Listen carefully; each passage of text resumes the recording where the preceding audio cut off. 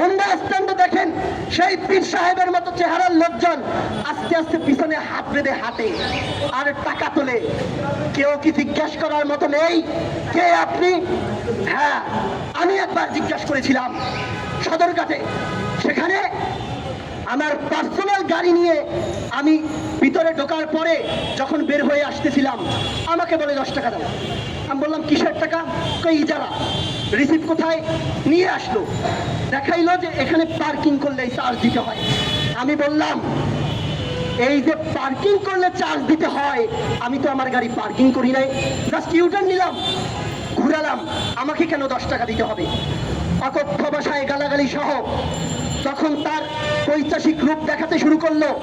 আমার পকেট থেকে আমি আমার ফোনটি বের করে ভিডিও করলাম। ভিডিও করার পরবর্তীতে সন্ত্রাসী স্টাইলের আরো কিছু লোক সেখানে আসলো, আমার উপরে শারীরিকভাবে লাঞ্ছনা করার জন্য চারদিক থেকে ঘিরে ফেললো। সময় ফজরের পর এই লঞ্চঘাটের মতো অবস্থায় আমার মতো ক্ষুদ্র একজন ছাত্র নেতাকে তারা যদি ভাসিয়ে দেয়, দেখার মতো পুলিশ প্রশাসন নেই। তার প্রমাণ হয়ে গেছে মিটফোর্টের এই ঘটনা দিয়ে। জিজ্ঞাসা করতে পারবেন ইজারার নামে এবং বেনামে বিভিন্ন স্ট্যান্ডে এই কাজগুলো কারা করছে? আমরা কাউকে জিজ্ঞাসা করতে চাই না, কিন্তু যুবদলের নাম প্রকাশ পাওয়ার পর, বিভিন্ন স্থানে ছাত্র দলের নাম প্রকাশ পাওয়ার পর আমরা কি সেই সমস্ত বিএনপির অঙ্গ এবং সহযোগী ছাত্র সংগঠনের সভাপতি জনাব রাকিব, একই সাথে কেন্দ্রীয় যে যুবদলের নেতা আছে এবং তা বাদী দিলাম, আমরা কি তারেক রহমানকে জিজ্ঞাসা করতে পারি আপনার দলের নেতা কর্মীরা এই কাজ কেন করছে?